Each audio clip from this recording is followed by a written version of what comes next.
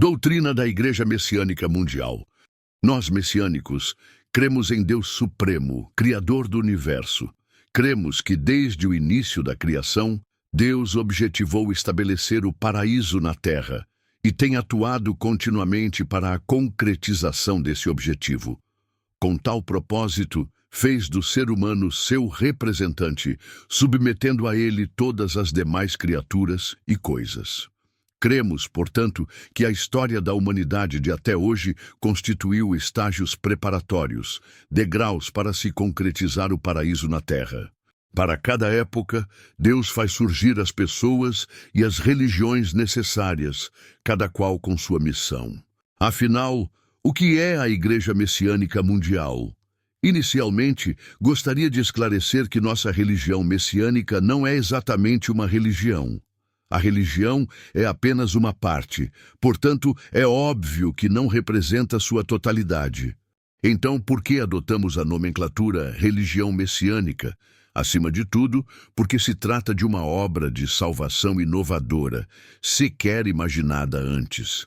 Assim, não tive alternativa a não ser denominá-la dessa maneira. Em vez de adotar um nome diferenciado, escolhi esse porque é simples e de fácil assimilação. Falando abertamente, ela é uma religião que transcende a religião. Basta pensar que é uma obra de salvação inédita, ou seja, uma ultra-religião. Desta forma, apresentarei seus traços gerais. O mundo em que vivemos foi constituído por pessoas extraordinárias que surgiram ao longo da história, desde os tempos primordiais até o presente. Graças aos seus esforços em defesa de grandes ideais, alcançamos o magnífico mundo civilizado visto na atualidade. O ser humano deveria sentir-se profundamente emocionado e agradecido diante de tamanha dádiva. Porém, é realmente estranho que isso não ocorra de fato. Refletindo a respeito, nota-se que a felicidade, a mais essencial de todas as coisas, não acompanhou o desenvolvimento do mundo civilizado. E óbvio que a causa reside na grande falha existente em algum ponto da atual civilização, a qual me foi revelada por Deus. Em outros termos, o progresso da civilização atual não foi completo, ocorreu pela metade. Apenas a parte que valoriza a matéria, visível, se desenvolveu, enquanto a parte que prioriza o espírito, invisível, foi totalmente desconsiderada. Contudo, existe um motivo dentro do plano de Deus. Por um período, foi necessário interromper o avanço da cultura espiritualista com a finalidade de promover o progresso da cultura materialista.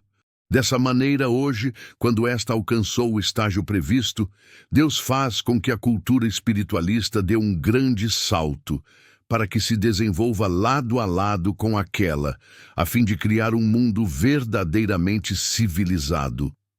É com essa missão que nasceu a nossa religião messiânica. Por esse motivo, em todos os aspectos, ela é incomparável às religiões tradicionais. Consequentemente, o fundamental é despertar o pensamento teísta, que há tanto tempo se encontra adormecido. Todavia, isso não é nada fácil, uma vez que grande parte dos povos civilizados tiveram suas almas arrebatadas pela ciência e vieram ignorando a Deus até hoje. Somente uma extraordinária força sobre-humana poderá tocar e mover essas almas, fazendo-as reconhecer a existência de Deus. Para tanto, não existe outro meio a não ser o milagre, e por esse motivo eles são tão numerosos em nossa religião. Essa força é a força absoluta transmitida pelo Supremo Deus. Portanto, é natural que os ateístas se convertam ao teísmo, dando início à era de florescimento da cultura espiritualista. Como consequência, o desequilíbrio da cultura será corrigido e o verdadeiro mundo civilizado se concretizará. Juntamente a isso, os três grandes males que assolam a humanidade, a doença, a pobreza e o conflito, serão erradicados. É desnecessário repetir que eu fui o escolhido para tal missão. Desde a antiguidade, Essa é uma profecia feita por muitos santos e sábios, mas somente agora chegou o momento de se concretizar. O surgimento do reino dos céus, profetizado por Jesus Cristo, o mundo de Miroku, anunciado por Buda Sakyamuni, o pedestal do Néctar, idealizado pela igreja Tenrikyo, o mundo do Pinheiro, pregado pela fundadora da Komoto, o mundo de serenidade e paz, proclamado por Nichiren, a vinda do Messias do judaísmo são profecias que se referem a isso. Gostaria de chamar a atenção para um fato. Visto que se trata de profecias, não havia como confirmá-las. No entanto, como estabelecerei de fato o paraíso terrestre, sou o executor e também aquele que comprovará as profecias mencionadas. Essas palavras podem causar espanto e soar como exagero. No entanto, é possível perceber minha plena convicção a esse respeito. Isso porque o Supremo Deus atribuiu-me a inteligência e a capacidade necessárias para atingir esse objetivo. Além disso, concedeu-me um poder divino jamais experimentado pela humanidade, algo absolutamente inimaginável. Atualmente, usando livremente esse poder, estou manifestando inúmeros milagres. Portanto, ao ingressar em nossa religião, qualquer pessoa poderá ser imediatamente agraciada por essa boa nova. Resumindo, os doentes são curados, os pobres se tornam afortunados, os conflitos desaparecem, a infelicidade se transforma em felicidade. Enfim, as pessoas se comovem com a profundidade das graças divinas. Ademais, como a sociedade, o país e o mundo são grupos de indivíduos, conforme nossa religião for se expandindo, será concretizado o paraíso terrestre, um mundo de paz e felicidade. Desta forma, o objetivo de Deus será alcançado. Uma vez que esse limite é o momento atual, é muito gratificante ter esse conhecimento e alcançar a felicidade. Portanto, o presente livro é um manual elaborado por meio da inteligência divina, que explica a essência de todos os fenômenos, a começar pela religião. Consiste em uma compilação realizada pelos meus discípulos, sob minha orientação, a partir dos inúmeros textos que escrevi até agora. Realmente, significa um esclarecimento da verdade sem precedentes, em que não há o mínimo de erro sequer. Ao mesmo tempo, visto que redigirei novos textos continuamente, planejo publicá-los à medida que forem se acumulando.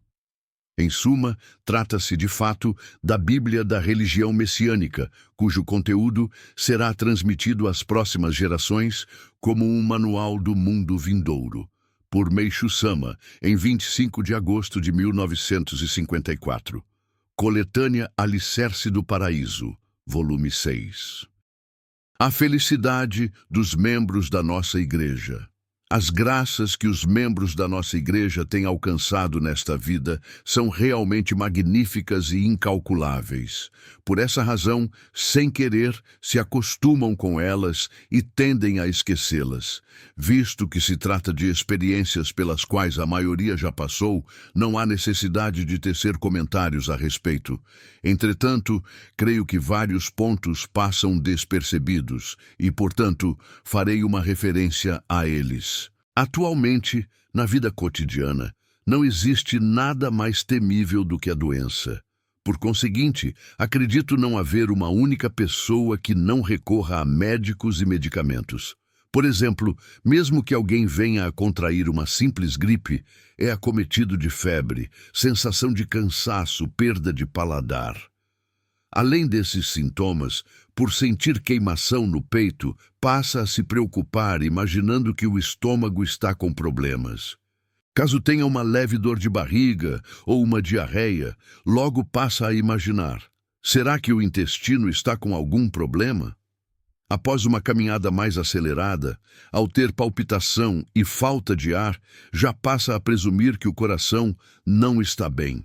Ao apresentar dor e peso na cabeça ou ter vertigens, começa a temer alguma doença do cérebro. Se as lágrimas escorrem, mesmo que não esteja triste, ou se constata que a vista está cansada, passa a se preocupar e acredita que o sintoma seja o início de uma doença ocular. Se o nariz fica obstruído, já considera que está com sinusite. Se perde o olfato, crê que está com rinite hipertrófica. Ao perceber a sensação de dores na garganta e febre, pensa que contraiu amigdalite. Se o pescoço e os ombros estão rijos, isso é sinal de gripe. Diante da dificuldade em movimentar as mãos ou os pés, o indivíduo supõe que a causa esteja na coluna. Ao andar um pouco e experimentar peso nas pernas, presume que foi afetado por beriberi. Havendo dores anais e prolapso retal, contrai-se de dor, acreditando ser hemorroidas. Se ao urinar tiver a sensação de ardência ou caso a urina se apresente turva, logo passa a imaginar que está com tuberculose renal. Dessa maneira, a ansiedade e a preocupação em relação às doenças são intensas. Nesses termos, se eu for detalhar ainda mais, não haverá fim. Existem ainda as inquietações quanto às bactérias. Mesmo que uma pessoa venha a contrair uma leve gripe, caso ela se descuide, ocorre uma piora. Como a tosse e o catarro não cessam, ela se preocupa e imagina que já esteja na fase inicial de alguma doença pulmonar. E ainda pensa, pode ser que eu tenha realmente me contagiado na ocasião em que visitei um amigo que sofria de tuberculose. Ou então, pode ser que eu tenha herdado de meus pais ou irmãos que vieram a falecer de tuberculose. Será um caso sério se chegar a uma situação irreversível. Desse modo, considera consultar um médico e reflete. Isso também é um ponto que requer atenção. Se por acaso o diagnóstico for tuberculose, será o fim, pois não poderei mais trabalhar. Nessas condições, como vou viver? Além disso, quem garante que minha esposa e filhos também não se contagiarão? Realmente estou perdido.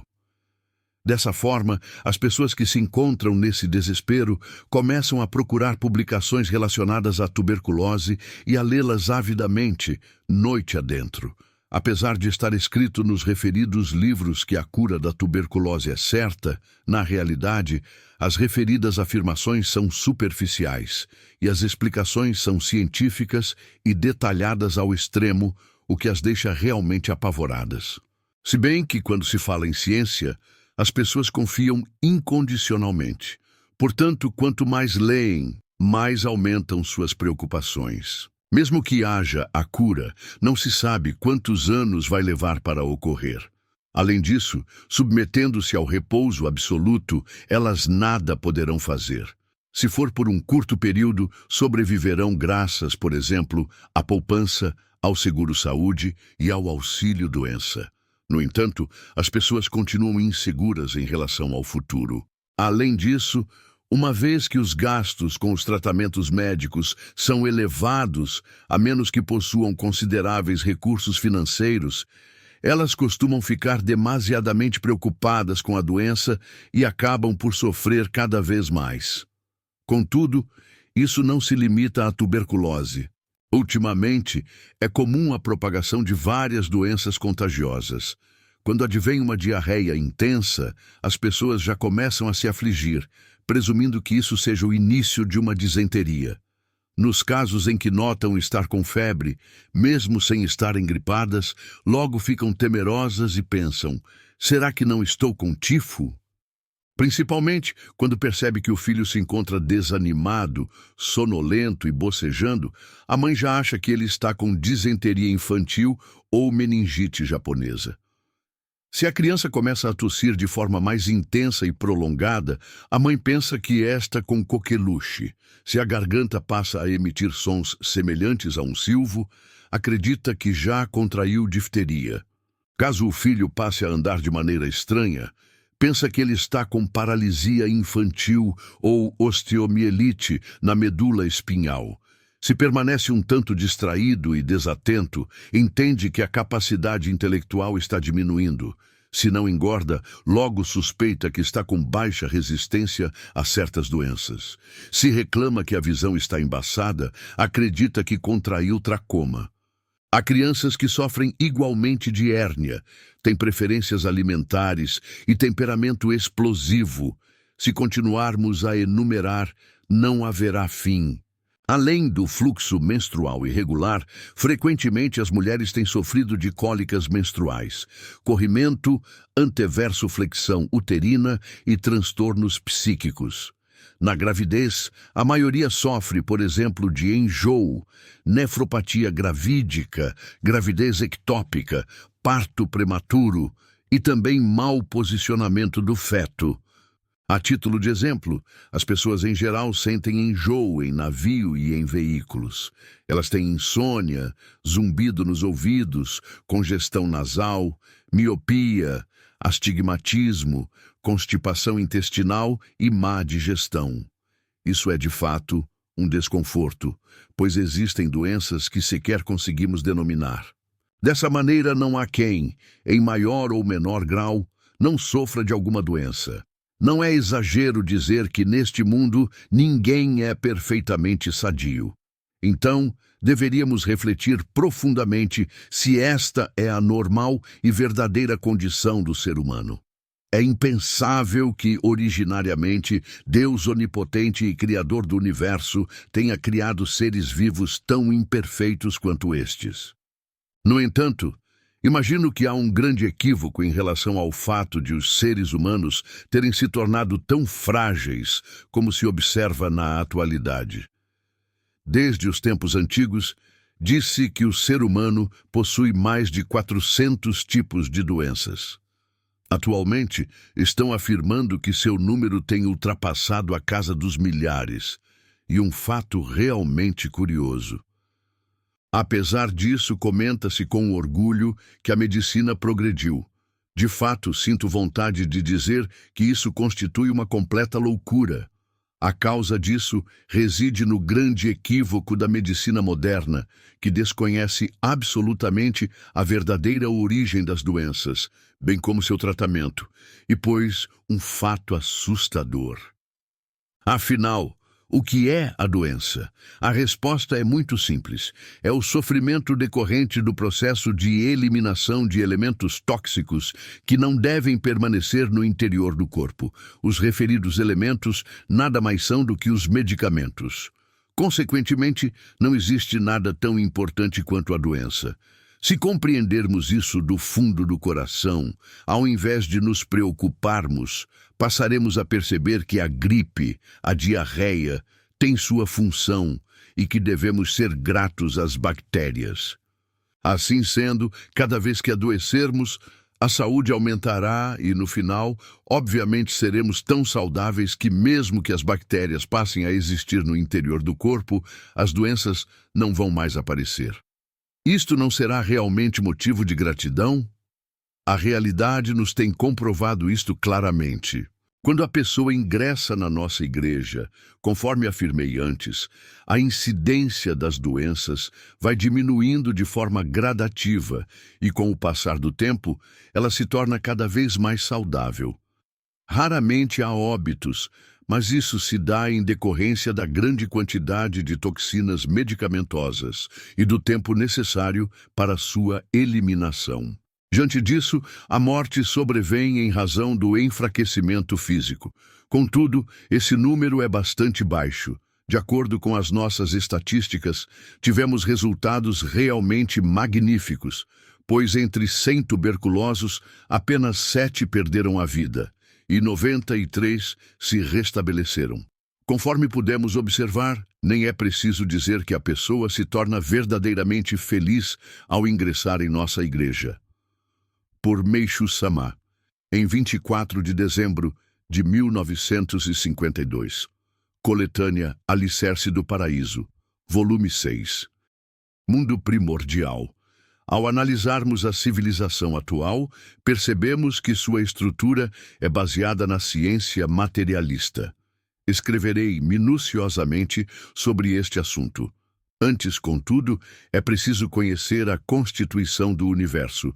Serão dispensados os detalhes que não se relacionam diretamente com o ser humano, abordando-se apenas os pontos mais importantes. Na verdade, o universo é constituído a partir de três elementos originários do Sol, da Lua e da Terra. Esses elementos são as essências do fogo, da água e da terra, e se apresentam, respectivamente, nas formas de mundo espiritual, mundo atmosférico e mundo material, onde ocorrem os fenômenos. A perfeita fusão e harmonia destes mundos é a própria realidade. Até agora, só dois dos três mundos existentes eram conhecidos, isto é, o mundo atmosférico e o mundo material. Ignorava-se a existência de outro mundo, o mundo espiritual. Isso se dava porque ele não podia ser detectado pela ciência materialista. Uma vez que a atual cultura materialista é o resultado do progresso alcançado a partir do conhecimento dos mundos atmosférico e material, ela é uma cultura que abrange apenas 2/3 da totalidade. Surpreendentemente, o mundo espiritual, justamente aquele que até hoje veio sendo considerado inexistente, na verdade, é o centro da força fundamental, sendo mais importante que os outros dois mundos juntos. Portanto, se desprezarmos sua existência, não haverá como surgir uma civilização perfeita. A melhor comprovação disso é que, não obstante o avanço da cultura dos mundos material e atmosférico, a felicidade, maior anseio do ser humano, não acompanha esse progresso. Examinando o motivo dessa contradição, descobrimos que há uma profunda razão para tal. Se desde o começo a humanidade conhecesse a existência do mundo primordial, ou seja, do mundo espiritual, certamente a civilização materialista não teria alcançado o maravilhoso progresso que vemos hoje. Foi exatamente porque ela ignorou o mundo espiritual que nasceu o pensamento ateísta, que deu origem ao mal e, consequentemente, teve início a luta entre o bem e o mal. Atormentada pelo sofrimento decorrente dessa luta, a humanidade, forçosamente, precisou fomentar o progresso da cultura materialista. Pensando bem, o que isso seria, senão o profundo plano de Deus? Caso seu desenvolvimento ultrapasse determinado limite, corre-se o risco de ver o colapso da cultura. A invenção da bomba atômica, em especial, é um exemplo disso. Por conseguinte, chegar a esse ponto significa que já atingimos o momento determinado pelos céus de haver uma grande mudança no desenvolvimento da cultura. O primeiro passo é revelar à humanidade a existência do mundo espiritual, até então tido como o nada. Tratando-se, porém, de uma existência equivalente ao nada, logicamente isso não poderá ser feito pela ciência e seus métodos. Daí a razão da manifestação de uma grandiosa força jamais experimentada pela humanidade, isto é, o poder de Deus. Visto que, há longo tempo, o homem contemporâneo está preso à visão materialista, é muito difícil convencê-lo. Para tal, existem os milagres manifestados por um método único que temos em nossa religião. E esse método é o jorei. Isso porque, mesmo que seja ateísta, a pessoa não poderá deixar de aceitar a realidade. Assim, quando a existência desse mundo se tornar conhecida pela humanidade, ela se verá obrigada a promover uma mudança de 180 graus na cultura contemporânea, com vistas ao nascimento de uma verdadeira civilização comum ao mundo todo. Resta, no entanto, um incômodo problema. Como a cultura atual foi erigida ao longo de milhares de anos, não se sabe quanto pecado foi cometido até agora. Obviamente, pecados são as impurezas do corpo espiritual, cujo acúmulo constituirá um obstáculo para a construção do novo mundo. É como se, na construção de uma casa, houvesse sujeira por todo o lado, pedaços de madeira, metais e outros, tornando-se indispensável uma limpeza. E isto deve ser o que Jesus Cristo chamou de juízo final.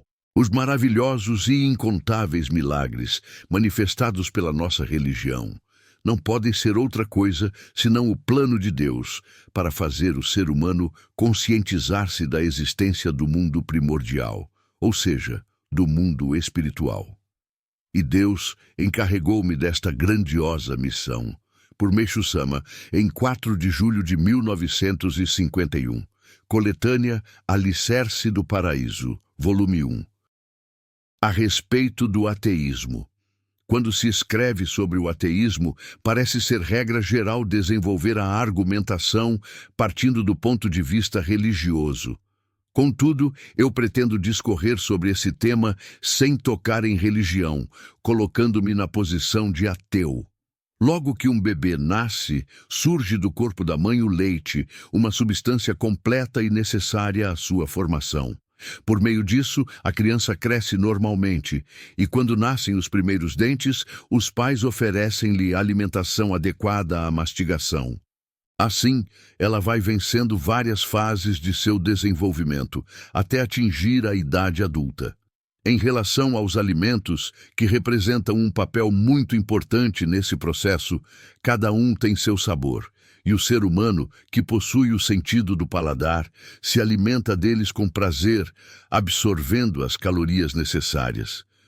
Creio ser este o maior de todos os prazeres humanos. À medida que o corpo físico cresce, a inteligência é desenvolvida por meio da educação escolar, entre outros, e assim o ser humano se torna capaz de exercer as funções normais de um adulto.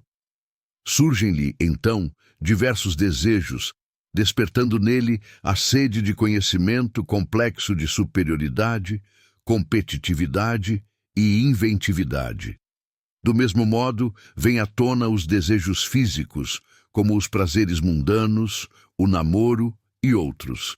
Dessa maneira, por meio da alternância dos sofrimentos e das alegrias e da interação da razão e da emoção, o ser humano reúne as condições de um ser superior e torna-se apto para participar da vida social.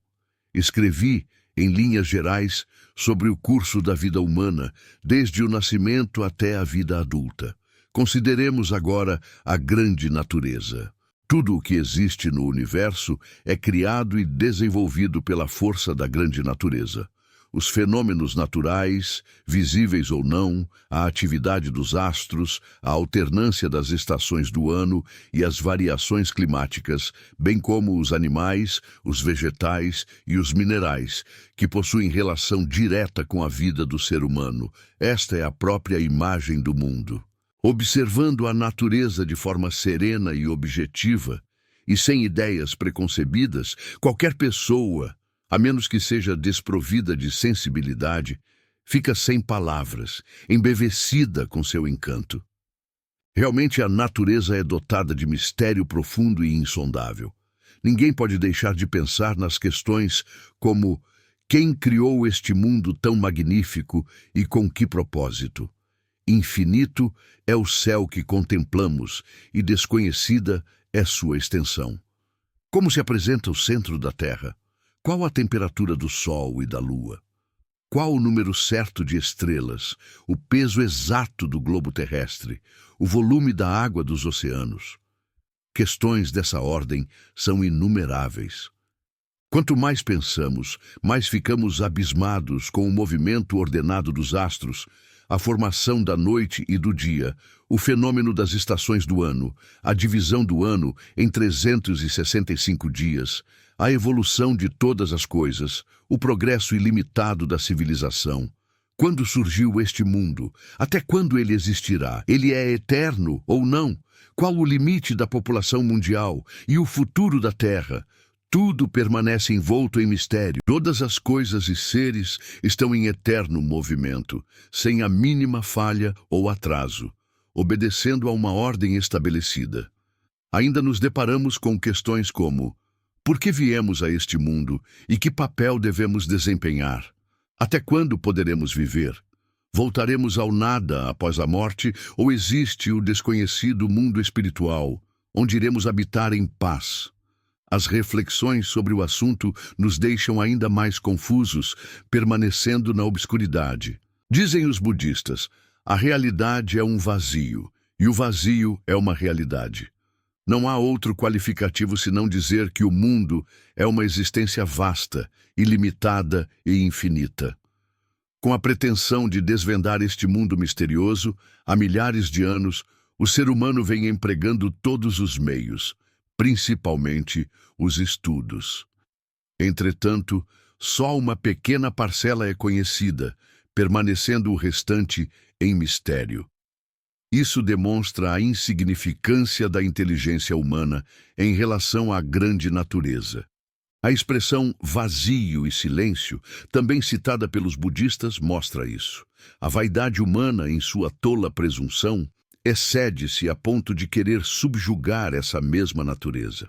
Sábio é aquele que, antes de mais nada, procura conhecer a si mesmo, submete-se a ela e participa de suas bênçãos. A propósito, analisando este mundo cheio de mistérios, existe uma questão que mais nos chama a atenção. Quem construiu este mundo maravilhoso e o governa à sua vontade? Procuremos imaginar quem é esse ser.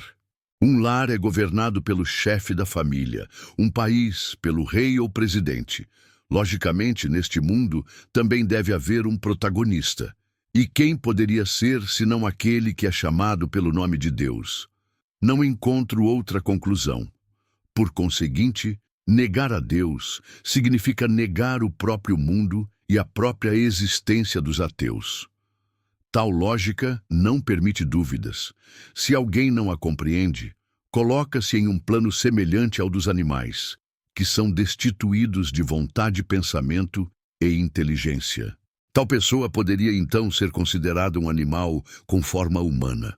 A maior prova disso é que o ateísmo gera criminosos cujos pensamentos e atos, em sua maioria, são animalescos. Minha missão é extirpar das pessoas essa característica, fazendo-as evoluir ao nível de verdadeiros seres humanos. Em outras palavras, tudo isso significa empreender a reforma do ser humano. E a condição básica para tal é a derrota do ateísmo. Por Meishu Sama, em 6 de janeiro de 1954, Coletânea Alicerce do Paraíso, volume 1. Esclarecimento e concretização da verdade.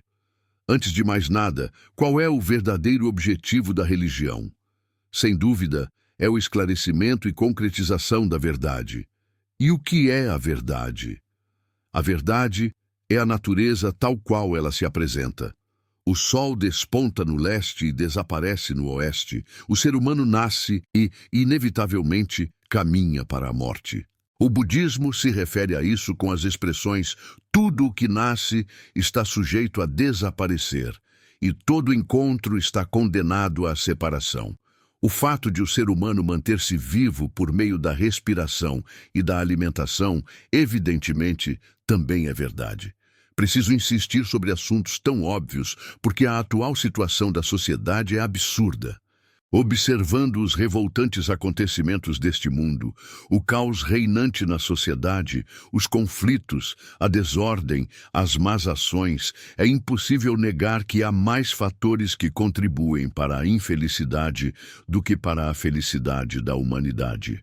Precisamos, pois, refletir sobre a origem disso.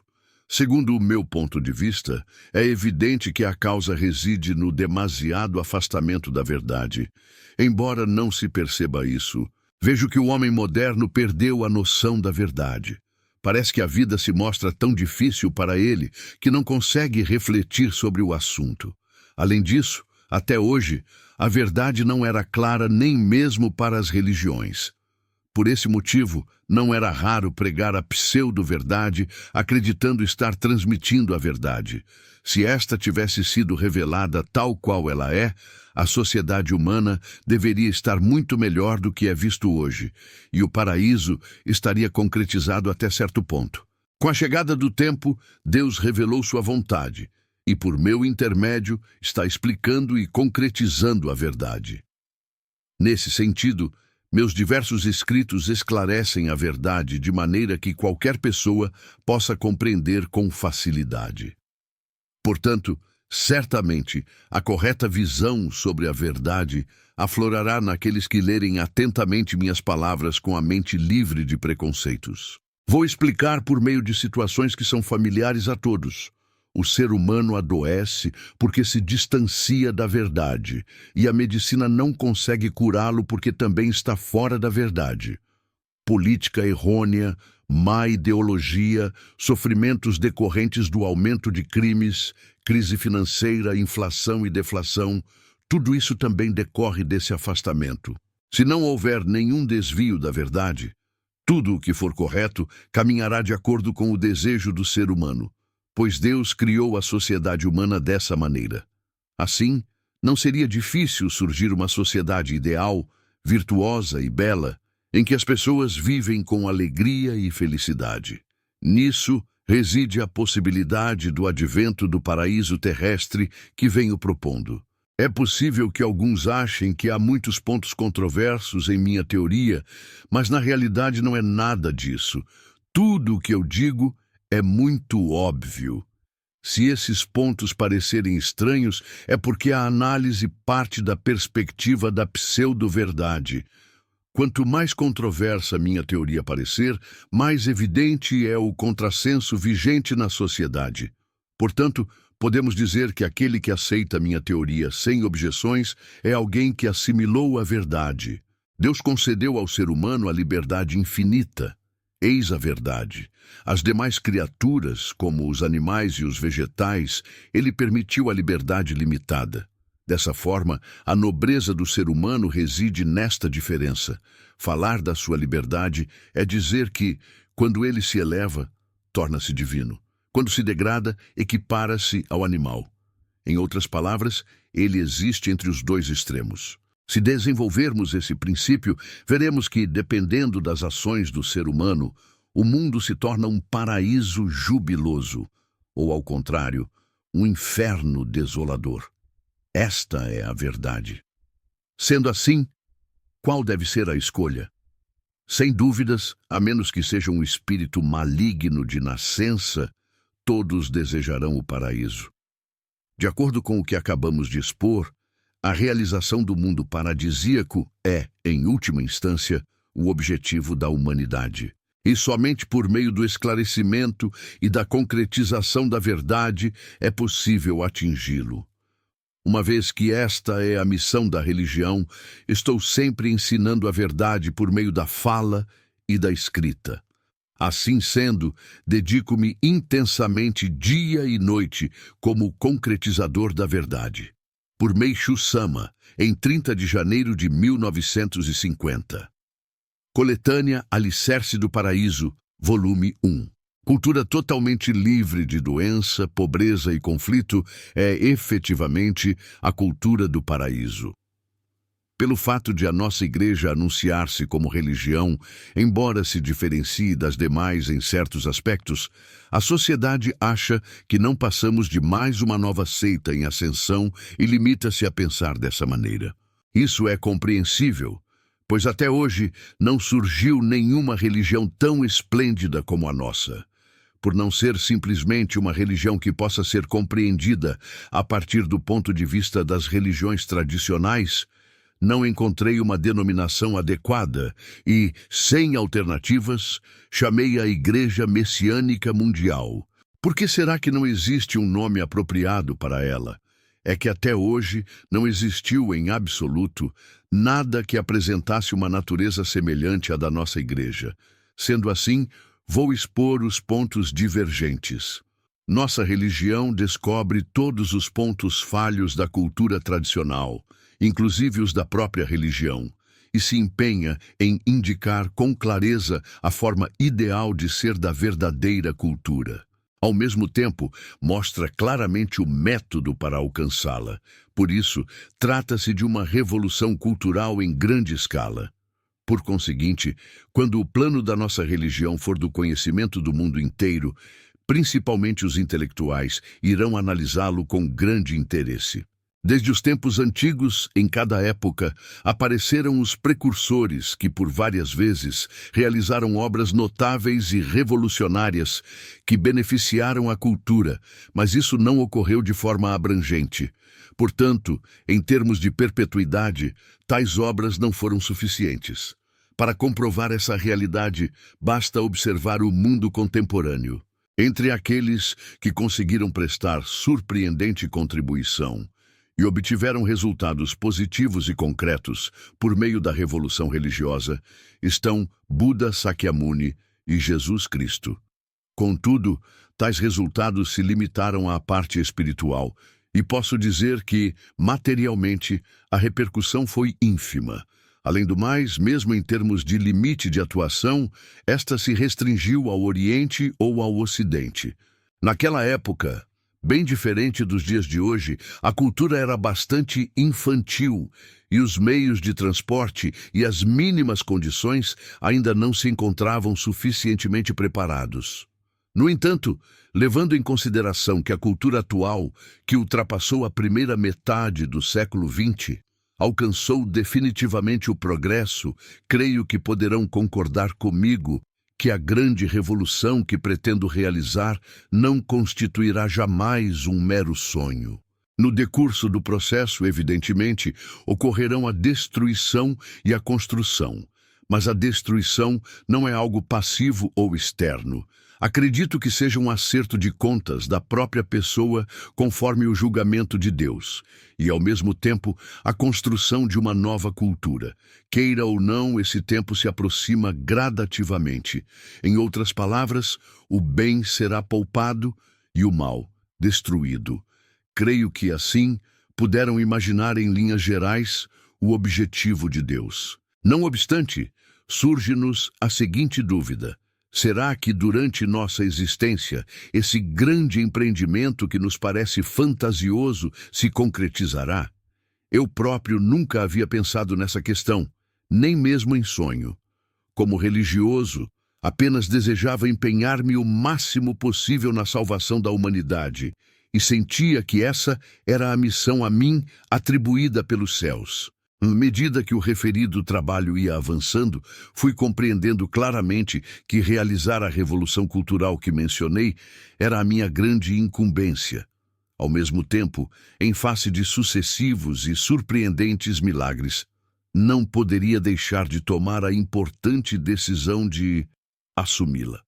Entre esses milagres, o de maior vulto estava a grandiosa obra que tinha sido preparada minuciosamente pelo Supremo Deus, há várias dezenas, centenas ou milhares de anos. Da mesma forma, pude ver com os meus olhos vários fenômenos que comprovam essa realidade. Paralelamente, compreendi que as profecias feitas pelos vários homens santos, desde tempos antigos, eram indicações sobre esse grande plano. Portanto, nessa situação, já não havia mais por que hesitar. Assim sendo, com firme convicção, esforço-me de corpo e alma em prol da grandiosa obra de salvação da humanidade. Provavelmente, aqueles que desconhecem esse fato vão pensar que sofro de megalomania. Todavia, por natureza, sou diferente dos demais, sendo cauteloso e também medroso, a ponto de jamais conseguir enganar as pessoas ou mentir para elas. Por esse motivo, posso dizer que pertenço à classe dos ingenuamente honestos. Apesar disso, falo de forma extremamente audaciosa, o que comprova o quanto estou seguro em relação às minhas convicções. Por Meishu Sama, em 25 de fevereiro de 1952. O Pão Nosso de Cada Dia, o Alimento Espiritual do Cotidiano, volume 1.